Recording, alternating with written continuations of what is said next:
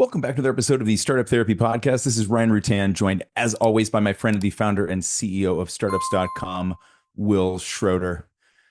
Will, seems like there ought to be a test you have to pass before you're allowed to give startup advice. There isn't. Literally anyone can slap the word advisor on their LinkedIn and start reshaping people's life decisions with no license, no exam, no liability.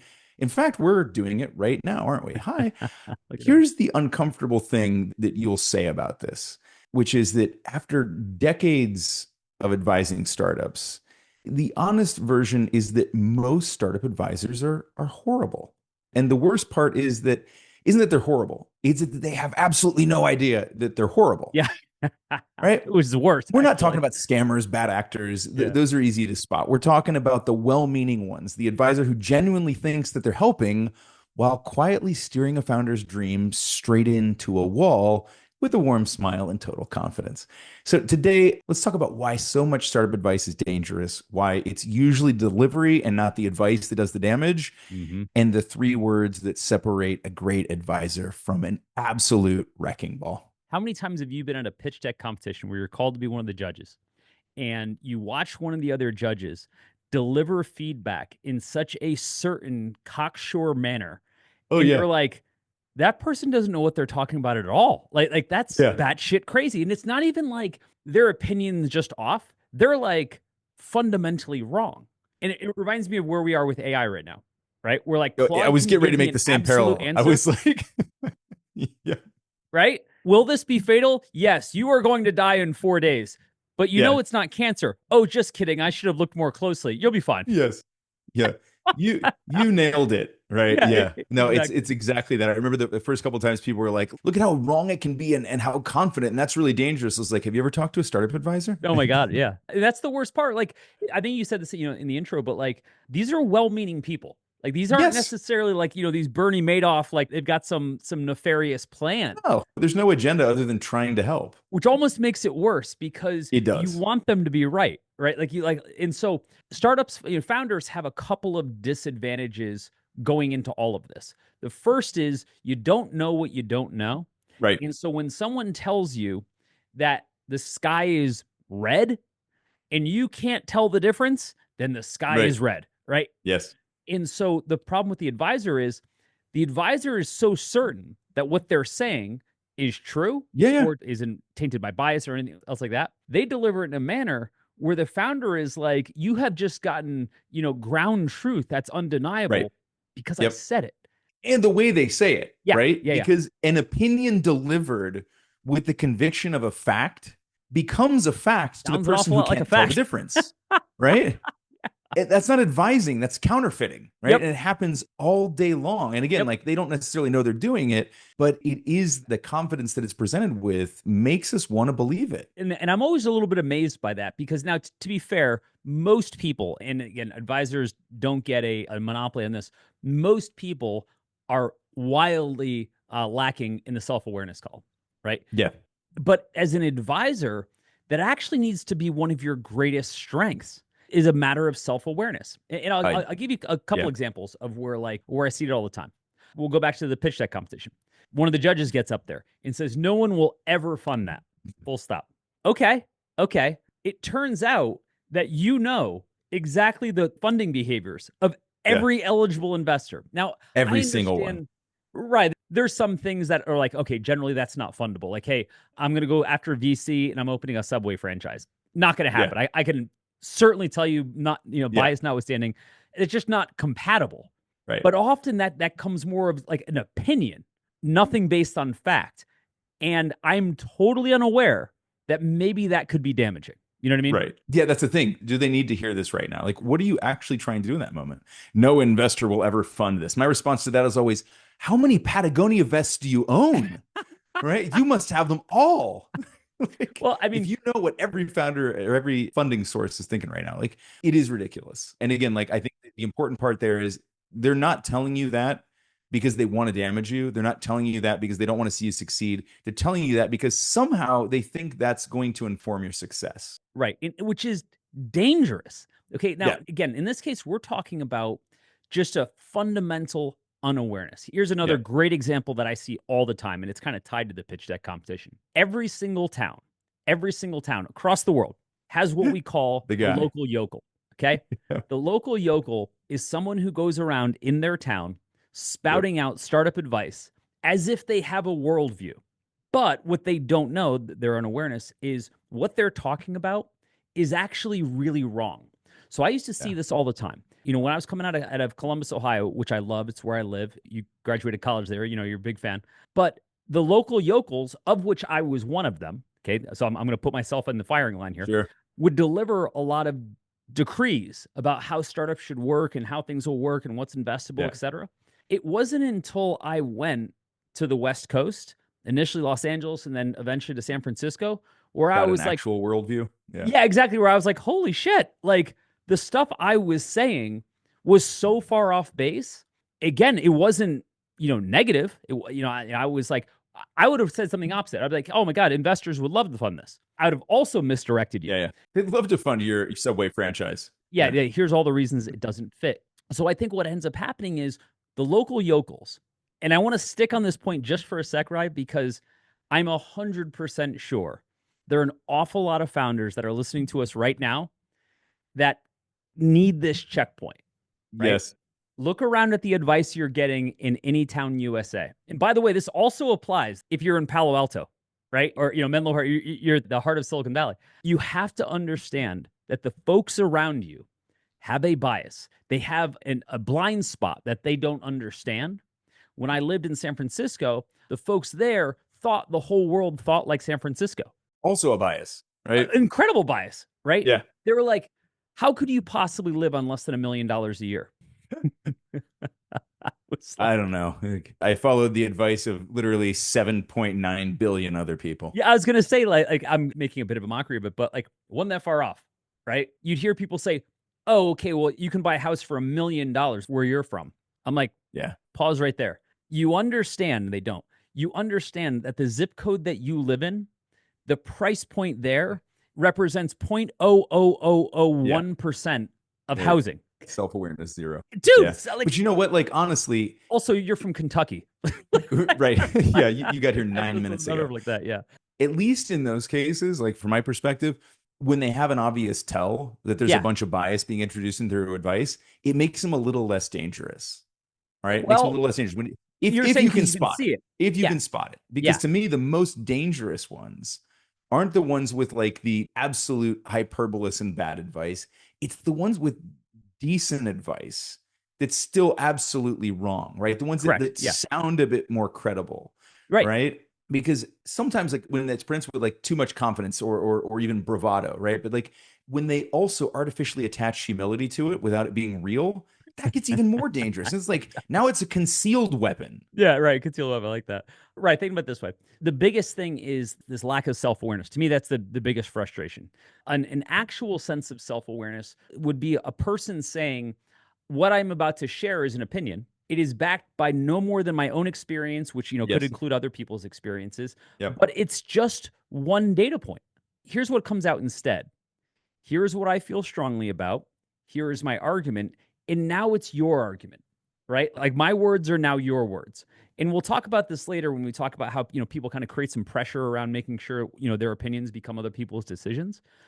But it's this wholesale lack of self-awareness. And part of this is foundationally, the advisor doesn't realize how weighty that guiding hand is, right? Like, it can be a passing comment to them. They're like, well, yeah, I said that, but I only meant it like 20 out of 100, not 100 power. I had turned down the wattage, right? Well, no one else feels that. Yep. It's the way I look at parenting.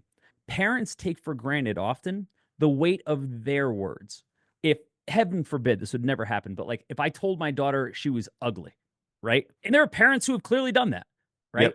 The weight of their words isn't the same as if they told somebody else that they're ugly, right? Like you've just scarred that human for life, right? The amount of damage you've done, the nuclear bomb that you dropped and what you thought was a passing comment, they will never forget that. That's going to shape so many, courses of their life, their relationships, etc.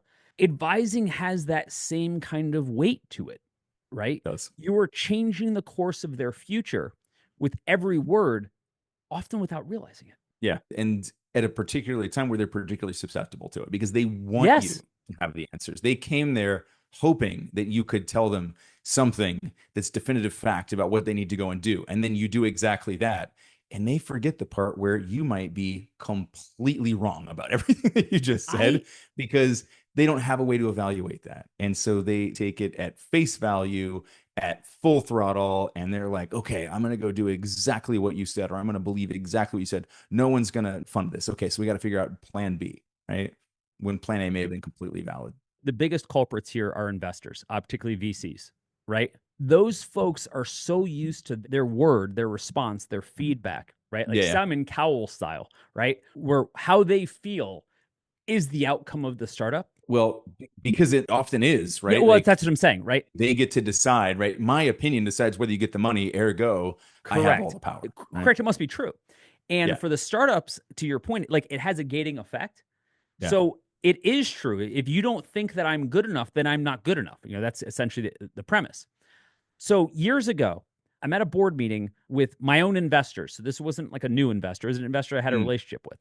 And this particular investor was always like really sure about everything he was saying, even though I knew damn sure most of the stuff he was pulling out of his ass, right? He just, he had this undesirable or unquenchable thirst to like peacock, right? And make sure everybody, you know, saw he was the guy. So one day I'm presenting our numbers or whatever, and he says something to the effect of, well, that'll never work.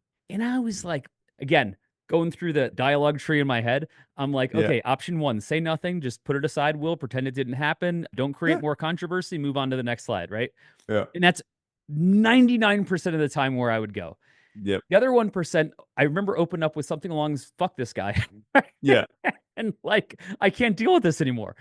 And so this is very unusual for me. I went that other direction. I went the non-diplomatic way. And I just said to him, I'm like, dude, you can't say stuff like that. And he's like, huh? Like, what do you mean? Definitely not what he expected my next response to be. This was me scolding him. Wait, no, you can't say stuff like that, Will. No. And I said, look, you can't say stuff like that, right? Because first off, categorically, what you just said is false, right? And you said it as if because you felt it, it was true. That's wrong. That's called externalizing, right? If you're going to think out loud, please preface it with, I'm thinking out loud. Here's some stream of consciousness. Do with it what you will. And I was like, your opinion doesn't make something fact, right? It just doesn't. And I was like, and again, this was categorically false. I mean, he's like, you'll never sell that. And I'm like, dude, I just sold it. Right. Yeah, like it's already actually happened. Yeah, right. Exactly. That was, that's why again, I made the point so strongly, because I wasn't questioning his opinion. I was verifying how wrong he was. And it wasn't because I wanted to hurt the guy or make him feel bad. He's not a bad guy. Like, But I was like, dude, if it weren't for me, like I have the experience to both actually have backed that statement up, but also to have done this before. But if I was 15 years younger at the time and I was coming into a VC for the first time, I would have just taken what you said and actioned it and say, okay, so I guess we're not going to do that. Or hold everything else constant. What if you had just done that 3 weeks earlier before you'd actually sold one of those? Yeah, right. Dude, you got to be careful as an advisor when you make these statements, these forward-looking, pretend I'm the Oracle statements, that you are not Nostradamus, dude. Right? Yeah. And if you are, then only invest in successful companies. Like if you're so certain, here's a great example.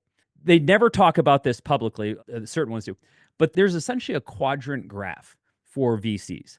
And it's based on fund performance. It's very binary, right? You look over a certain period of years and you say what kind of rate of return has each of the funds done. And of course, the top quadrant is always the names, you know, Sequoia and all those guys, right? But the people in the bottom left, right? Like they're in the wrong end of both axes who are never going to return money, and fundamentally, numerically, we're as wrong as you can be in their industry, are the ones that never shut up in those meetings, right? Like those are the guys that I'm talking about. And I'm like, you would think that numerically your score is an F- at what you do. You might want to keep your opinions to yourself until that number changes. Nope. They're just spouting, like they're just running it through this engine that is essentially just a collection of their 3 worst experiences and pretending that that's fact. Nothing wrong with being wrong, except when you present it as fact and you help other people to make wrong decisions based on your wrong opinions. Yeah, and dude, and you don't realize you're doing it, right? And if we expand that out a bit, like hey, I'm saying something categorically false and I simply don't know it. Okay, happens all. I'm sure any of us have done that, right? Yeah. But at the time, we thought we had the right information, turned out to be the wrong information. Guess what? Literally just described all startups. However, when you're an advisor and hopefully you've got a little bit of experience under your belt, you should be able to lead with that, right? Hey, here's why I think what you just said, the product you're about to launch, could have a problem, but only the market will tell us. I have an opinion and a forecast, but the market will give us the verdict, right? Like that's the fact, not me. Right, when you and I advise, actually, for those of you that don't know, Ryan and I run a workshop every Wednesday on startups.com where we do pitch decks in one workshop. We do funding, like how do you raise money? And one of the things that we always frame our advice with is, hey, today I'm going to teach you how to build pitch decks, right? We use a very specific formula. But guess what? People have raised trillions of dollars without our help. Clearly, this is not the only way to do it. Freaking self-awareness 101, dude. Yeah. Right? Because there's a lot of people that are going to be in the audience that are like, yeah, but the way that you're framing the market size isn't the way I want to do it. I want to do Tam Sam Sam. And my whole point is, hey, I'm pretty good at this. Like, and I've done this a lot and I have experience, but it doesn't mean my word is fact. Right? And people are surprised when they hear it, right? They're surprised someone would like just say, by the way, maybe I'm not right. Heaven forbid.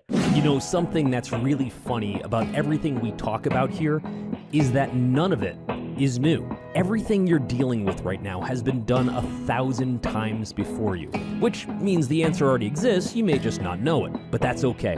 That's kind of what we're here to do. We talk about this stuff on the show, but we actually solve these problems all day long at groups.startups.com. So if any of this sounds familiar, stop guessing about what to do. Let us just give you the answers to the test and be done with it. Going back to those sessions, so when you're delivering info, I'm answering questions about pitch decks and stuff in the background in the chat.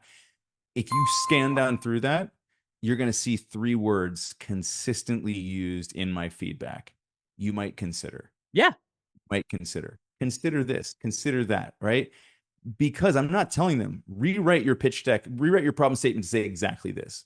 You might consider throwing a stat. You might consider making this numeric. You might consider using dollars instead of time, right? You also might not, and that's okay too. You bet. Right? Because I am absolutely trying to avoid this parent-child type relationship where it's not just the confidence that I apply to what I'm telling you, but there's also this implied punishment for not obeying, right? Like if I tell you not to touch the hot stove, you touch the hot stove, you're going to get burned, right? You better do what I said. Right. Right. And it's awful. And the other thing, this one just burns me. All right. This one burns me. So one of the last times I saw this was a pitch deck competition. So the fact that you brought this up at the beginning was perfect. Somebody did push back on some of the advice. And holy shit, have I never seen anybody get haughty and pouty faster, like arms crossed, lean back, frowning. Yeah. Oh, How dare you? Amazing. As if their disobedience was some kind of betrayal, as if this person owes you anything other than the 30 seconds they already wasted listening to your dumb ass. We have a thing that internally where folks that are on the platform, any one of us are helping out. Right. And, some of you in the audience, you listen to us with Ed Kang, our chief strategy officer, and Ed's awesome.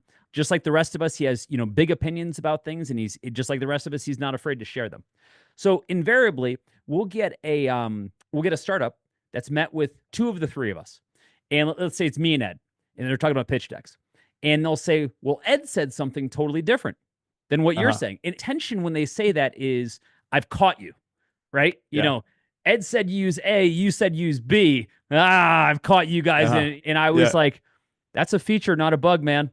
Right? I was like, if you're going to be in this business, you have to be able to hear different perspectives. And it's your job to synthesize those perspectives and determine which you want to use, A, B, or a combination. So Will, right before the podcast today, I was on office hours. And during that office hours, this came up. Now, this founder was actually very, very aware and enlightened about why this was so valuable. It was actually all 3 of us. So this individual has talked to you, me, and Ed. Oh, wow. And came back and said, so you guys all had very different opinions about a couple different things in the deck. And that's been really helpful. It's been really valuable to have that perspective. And I was like, oh, thank God you see and hear this, right? Because here's the reality. Imagine you present it to the three of us and you get three different opinions. Do you think somehow we're special or different? Do you think if you show it to 15 investors that somehow investors are all homogenous people just because they wear the same damn Patagonia vest, they don't all have the same opinions, right? You're going to get 15 different opinions. That is the point in all of this, right? There's so much difference in how it's going to be approached, how it's going to be perceived based on what their own experiences, based on what their own biases, all of those things come to the table every time. Well, right. So you're going to get it in advice. You're going to get it from investors. You're going to get it everywhere. And as you said, it's your job to weigh all of that against your own compass and figure out what the direction is. Right. And that's not a soft peddling our advice. It's not saying, well, you got to go figure it out. That is the job. That is the job. And when I deliver that, little PSA that, our job is to provide perspectives. Your job is to choose one. I'm 100% sure in almost every case, it's the first time someone has told a founder that they have that ownership. Right. Right. Like, and again, I want to bring this back to advising. Part of advising is having the self-awareness of knowing that your words carry weight. Okay. Another part of it is knowing that your perspective is a perspective. Right. And if there's another perspective, your job isn't to stamp that perspective out. Now, you can argue your case. That's just normal. Right. But what happens is the advisor hears a counter advice they've gotten elsewhere, and their immediate feedback, because this is human, right, is, well, here's why they're so wrong. Okay, but that's not the same as saying there might be some merit to what they have to say, but here's the merit to what I have to say, right? Yeah. You decide. Because a bad advisor is not okay with being wrong. Not that you're trying to be wrong, but when you find out that, like, maybe you are, quote, right, but someone went another direction, you get offended. Yeah. No, that's just straight up ego. Yeah. Yeah, right? It's hard to watch, right? I see it in board interactions because what ends up happening is an advisor wants to believe, a board member wants to believe that the value of their direction is so strong that you will just take it at face value. And by way of that, you're validating the person giving it, right? So if I'm on your board and I say we should go with product A, and you're like, well, if you said product A, it's product A, I feel like my value has been, rewarded, right? If you say, okay, I heard product A, but I'm going with product B, my ego says, well, that hurts my ego, right? And so I'm going to argue more heavily. And again, it's not that you wouldn't want me to have conviction. What you don't want is the advisor that just can't stand being wrong, or a coworker, or a spouse, or whatever. Like anybody that just wants to be right so badly. Who loves to sit next to a narcissist? No one. Puts the advisor in a power position that I don't think, like I said, I don't think a lot of advisors understand the weight of that power, right? Yeah. And part of this for the advisor is being able to look inward. The caption here is how to be a terrible advisor, right? A great way to be a terrible advisor is not to recognize your own bias, right? And your bias is a composite of your life experiences, what worked, what didn't work, right? Your personal interactions with people. So for example, if you've raised capital 3 times, and every single time you've raised capital, it's gone horribly, right? You had like blowups with your investors, like, your co-founder had to split, like it's just always gone bad. Chances are your advice is going to be, don't raise capital. Now, of course, that's your bias, man. The problem is when you don't recognize it.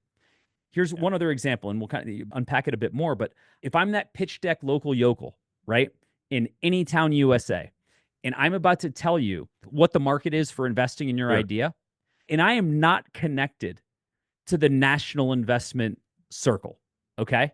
In other words, all I do are local deals. I'm part of an angel group. I'm otherwise playing golf, right? But holy shit, do I love giving big opinions in my Anytown USA because I sold a bunch of real estate 20 years ago. And that's the bias, right? Like my bias is what I happen to know in this Anytown USA, right? Yeah. I'm not on the national stage, dude. I'm not doing top quartile deals, right? So it doesn't even occur to me that maybe I'm not the best person to provide this feedback. It actually, my bias goes totally lost. Yeah, the bias comes in, and like you want to make that advisor even a little bit worse. Now have them, instead of grading it on the quality of the advice and whether it actually drives an outcome or not. Again, I want to get your opinion on this in a second, because consequence is something I think we need to bring into this discussion. But bad advisors will then make that bad advisor even worse, because they start to grade themselves on your obedience, right? Did the founder that's do fair, what I told him to do, right? Yeah. That's because you said, like, well, I guess it's path A. We're going to go path A, right? Then Yeah. they grade that as that was well-delivered advice. Yep. Why? Because they did what I said. Did it work? Who cares? and part of that is because problem. rarely is there any consequence, right? Correct. They don't own the consequence. And so I think this is where, like, watching people with really strongly held opinions, it's easy to have a strongly held opinion when you're not the one who has to live through the outcome of that opinion being applied. Right. Founders sure as shit do, right? If we pick path A and path A is an absolute train wreck, we're the ones who have to pick up the train cars afterwards. The advisor, the investor, whoever it was that gave that advice, doesn't necessarily have, in some cases, even awareness of what happened, right? It depends on how they're attached, because not all startup advisors are like permanently attached to the company, right? They're just people who are giving advice, and it's crazy dangerous. I've always said this about people who are critics. And I said, it's the easiest job in the world, because if you're wrong, it doesn't matter, because, I was proven, I guess I was wrong. But if you're right, you will never shut up about it, right? So in other words, if you're a critic of Uber back in the day, okay, here's what you would have said. You'd have said, this company is just totally underwritten by VC. It has no real business model. It's absolutely going to fail. And no lack of people held said opinion, okay? And there was a bunch of data at the time that kind of looked like it might be pointing that way. Now, Uber ends up going on, having a wildly successful IPO and building really a great company, okay? Here's what's not happening. None of those critics are writing this tell-all blog post about how wrong they were. But I guarantee if Uber had tanked, it'd be the first post they write, right? Oh, yeah. Yeah, they'd have written 3 of them, revisiting my opinion from 15 years ago when I was still right. The only investor that I've ever seen do this absolutely beautifully, and I've mentioned this once before, is Bessemer Venture Partners. Bessemer, on their site, has something called the anti-portfolio. And I thought it was one of the greatest lessons in humility. And it basically said, here's all the people that have been through our doors that we passed on. And it's like Apple and, all these places. So just to be clear, we say no to great companies too, right? Like, it's such a nice message. I mean, it's a beautiful exercise in humility, but it's also a wonderful message to all the founders that they said no to, which is like, this isn't a qualitative call about your company. Yep. This is about whether we were willing to put money into it at the time based on everything else that was going on, right? It's not about you. It's about our decision. And by the way, when you look at something like Uber, when they were raising, everything about that, or Airbnb was in the same category, everything about that deal looked horrible, right? Just the liability around that, like the risk and everything else like that. I would have never invested in. I'm also not an investor. So but this is why.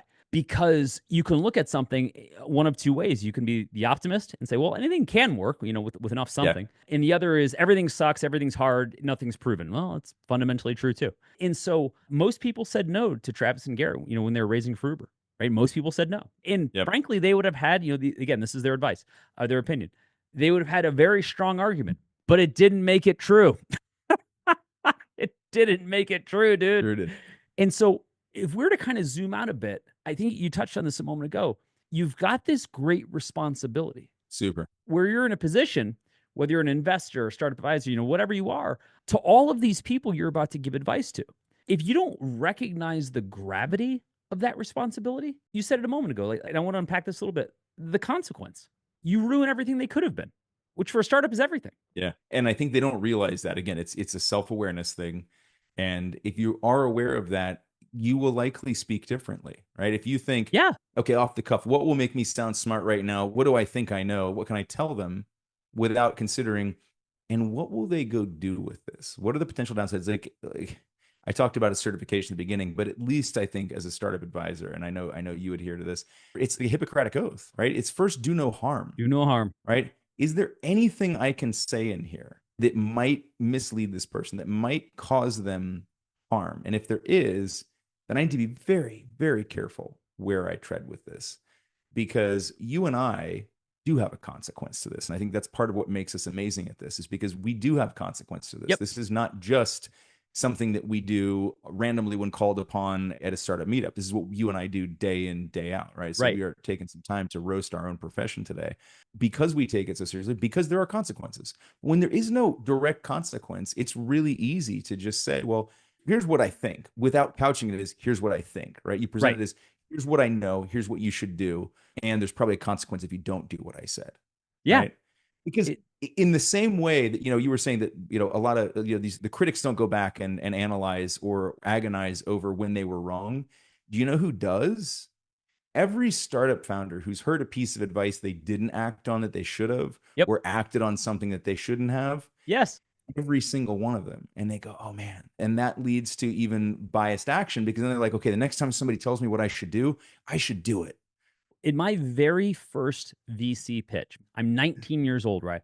I didn't even know what VC was. I actually didn't know what room I was in. This is how green I was, right? But if there just happened to be this kind of family office-ish VC that was in Columbus, Ohio in 1994, right? Which is hard to believe, right? And they weren't really doing tech deals because tech deals weren't a thing yet, so to speak. They were doing like manufacturing deals, right? So think of like family office, quasi-private equity, kind of masquerading as venture capital.